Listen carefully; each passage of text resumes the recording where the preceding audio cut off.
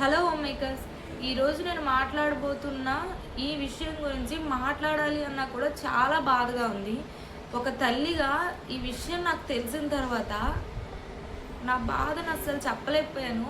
అంత బాధ అయిపోయి నాకు ఒక్కటే క్వశ్చన్ అనిపించింది, మనం అసలు పిల్లల్ని స్కూల్కి ఎందుకు పంపిస్తున్నాం?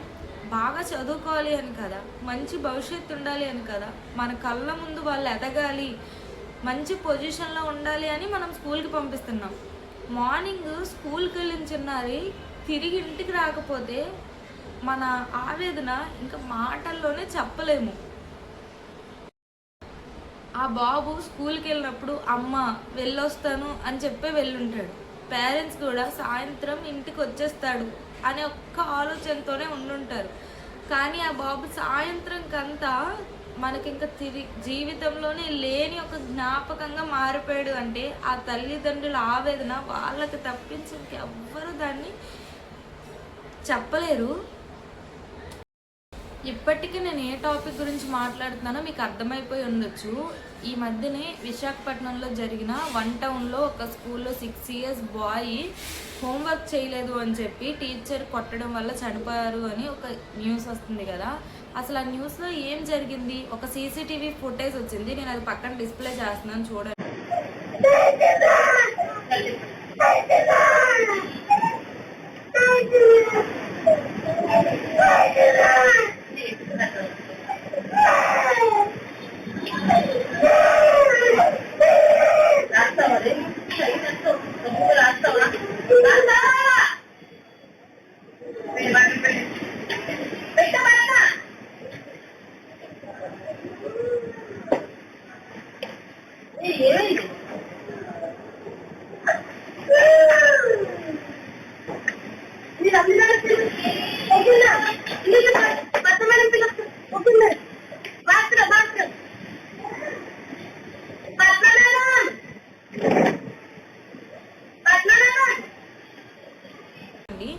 మీరు ఆ ఫుటేజ్ చూస్తే మీకేమనిపించిందో కమెంట్ చేయండి. నాకేమనిపించిందో నేను ఇప్పుడు చెప్తాను.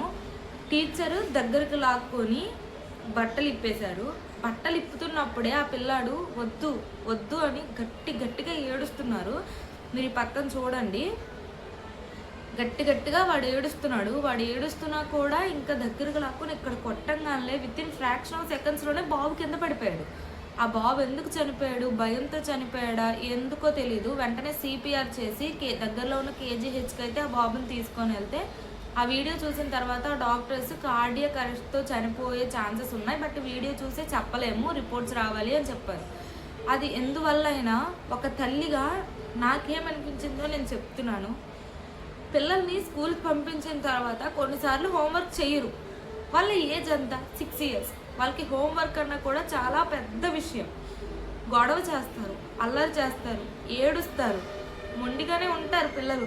మన స్కూల్కి పంపిస్తున్నది దేనికి? వాళ్ళ బిహేవియర్ని మార్చి మంచిగా చూసుకోవాలి.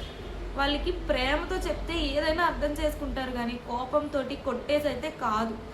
ఒక తల్లిగా నాకు అనిపించింది ఇదే.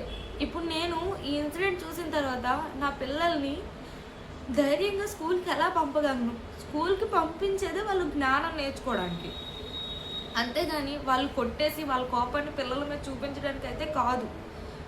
వాళ్ళు ప్రేమతోటి వాళ్ళ నాలెడ్జ్ని పిల్లలతో షేర్ చేసుకోవాలి. ఒక కాలంలో టీచర్ అంటే తల్లి తర్వాత తల్లి, తండ్రి తర్వాత తండ్రి అని అంటారు, గురువు, దైవం అంటారు. బట్ ఈ రోజుల్లోన ఇలాంటి ఇన్సిడెంట్స్ చూసిన తర్వాత పిల్లల్ని ధైర్యంగా స్కూల్కి ఎలా పంపించగలం? ఇప్పుడు నేను పేరెంట్స్ని కొన్ని క్వశ్చన్స్ అడుగుదాం అనుకుంటున్నాను. యాజ్ ఏ మదర్గా, యాజ్ ఏ పేరెంట్గా, మీరు పిల్లల్ని స్కూల్కి చాలా చిన్న ఏజ్లోనే స్కూల్కి పంపించేస్తున్నారు. మార్నింగ్ నుంచి ఈవినింగ్ వరకు పిల్లలు స్కూల్లోనే ఉంటున్నారు. స్కూల్ నుంచి వచ్చిన తర్వాత పిల్లల్ని ఒక 5 minutes కూర్చోపెట్టి, నాన్న ఈరోజు స్కూల్ ఎలా జరిగింది? ఎవరైనా నిన్నేమైనా అన్నారా? దేని గురించి అయినా నువ్వు భయపడుతున్నావా? అక్కడ అంతా బాగానే ఉందా? టీచర్స్ ఎవరైనా ఏమైనా కొడుతున్నారా? పిల్లలతో ఏమైనా ప్రాబ్లం ఉందా? అసలు నీకు స్కూల్కి వెళ్ళడం ఇష్టమా కాదా అని చెప్పి కాకుండా, అది అడగట్లేదు. అలా కాకుండా నీకు మార్క్స్ ఎంత వచ్చాయి? బాగా చదువుతున్నావా? అదేంటి వాళ్ళకి అంత వచ్చాయి, నీకు ఇంతే వచ్చాయి? ఇలా మాట్లాడడం దేనికండి? ఒక 5 మినిట్స్ మీ పిల్లల్ని కూర్చోపెట్టి, చాలామంది పిల్లలు పేరెంట్స్కి చెప్పడానికి ఇష్టపడరు, భయపడతారు. వాళ్ళ స్కూల్లో ఏదైనా జరిగితే పేరెంట్స్కి చెప్తే మళ్ళీ వీళ్ళు వెళ్ళి స్కూల్లో అడగడం వల్ల వాడిని ఎవరైనా ఏమైనా అంటారేమో అని భయపడతారు. మీ పిల్లల్ని మీ పక్కన కూర్చోపెట్టుకొని ఇంట్రాగేషన్ లాగా భయపెట్టినట్టు, రే ఏమైంది, ఎందుకు చదవట్లేదు అని కాకుండా, నాన్న ఈరోజు ఎలా జరిగింది స్కూలు, బాగా జరిగిందా, ఎవరైనా టీచర్ అంటే నీకు భయమా, ఇప్పుడు ఎందులో అయినా మార్క్స్ రాలేదనుకోండి, ఇందులో నీకు ఎందుకు నాన్న మార్క్స్ రాలేదు, నీకు టీచర్ చెప్పింది అర్థం కావట్లేదా, లేకపోతే ఎందుకు ఏమైంది అని ప్రేమగా కూర్చొని మాట్లాడి చూడండి. బాబు మీతో ప్రతిదీ కూడా ఓపెన్గా చెప్పుకుంటారు. అలా కాకుండా కొట్టేసి తిట్టేసి అలా చేయడం వల్ల ఉపయోగం ఏమీ లేదు, వాళ్ళు ఇంకా భయపడిపోతారు.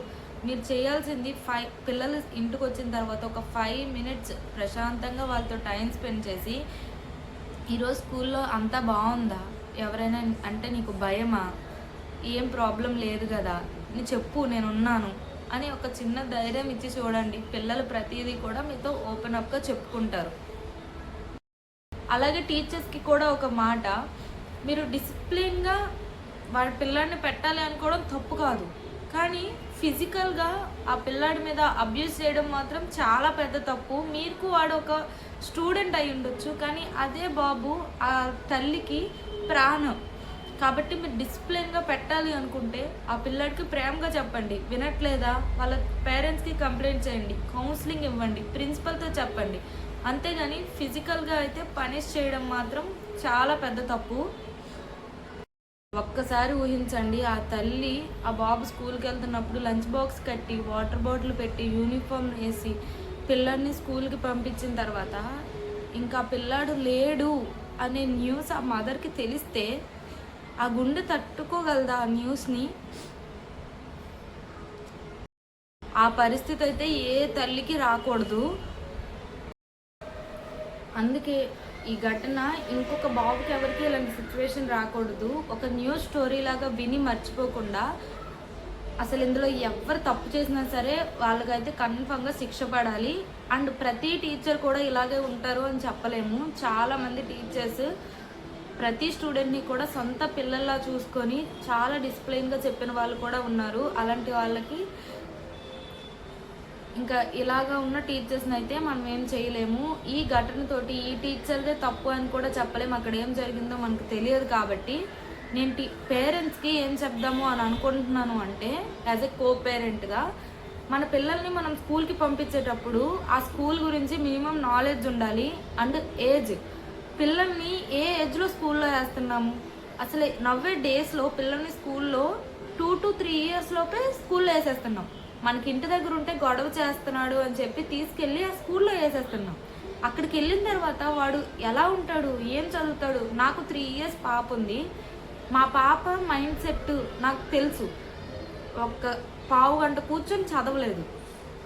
వాళ్ళకి ఏదో ఒకటి అది తీసేయాలి, ఇది తీసేయాలి, అది కదిలించాలి, ఇది కదిలించాలి, అల్లరి చేయాలి, అన్నీ పీకేయాలి, ఇలాంటి మైండ్ సెట్తో ఉంటారు. నలుగురు పిల్లలతో ఆడుకోవాలి.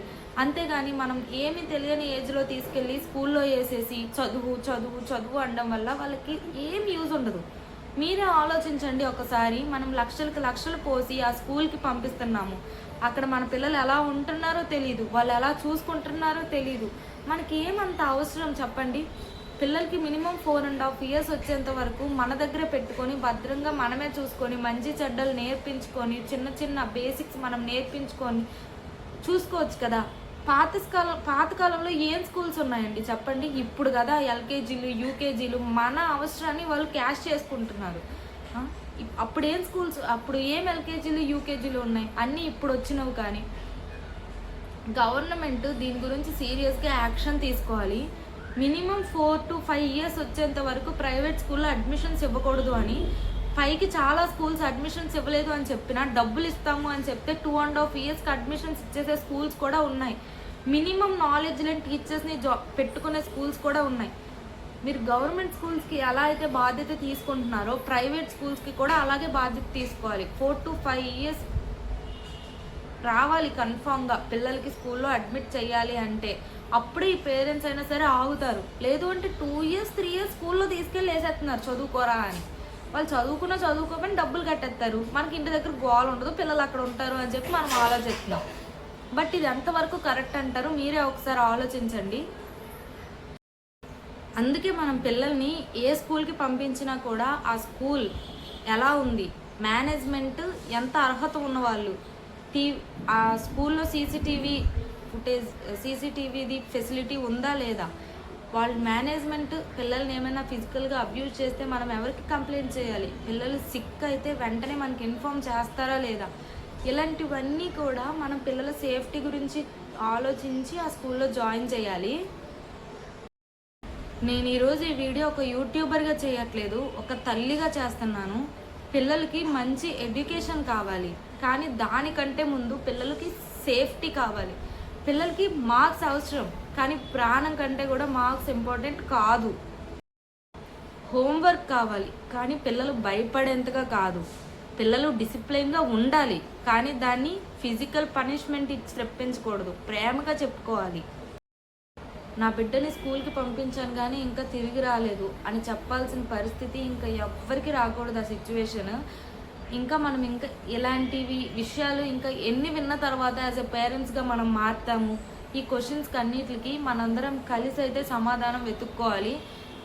ఈ ఘటన జరిగిన తల్లిదండ్రులకి మనం వాళ్ళ బాధని మనం ఎవ్వరము తగ్గించలేము, మాటల్లో చెప్పలేని ఆవేదన. ఆ బిడ్డ ఎక్కడున్నా సరే ఆత్మకు శాంతి కలగాలి అని కోరుకుంటున్నాను. ఒక తల్లిగా నా ఆవేదనని నేను ఈ వీడియో ద్వారా మీతో షేర్ చేసుకున్నాను. మరి ఈ విషయం విన్న తర్వాత యాజ్ ఎ పేరెంట్స్గా మీకేమనిపించిందో నాకు కమెంట్ బాక్స్లో షేర్ చేసుకోండి. నేను ఈ ఛానల్ ద్వారా షేర్ చేసిన ఈ వీడియో మీలో ఎవరికైనా నచ్చుంటే మన ఛానల్ని సబ్స్క్రైబ్ చేసుకుని వీడియోకి లైక్ చేయండి. Thank you so much for watching this video. Bye.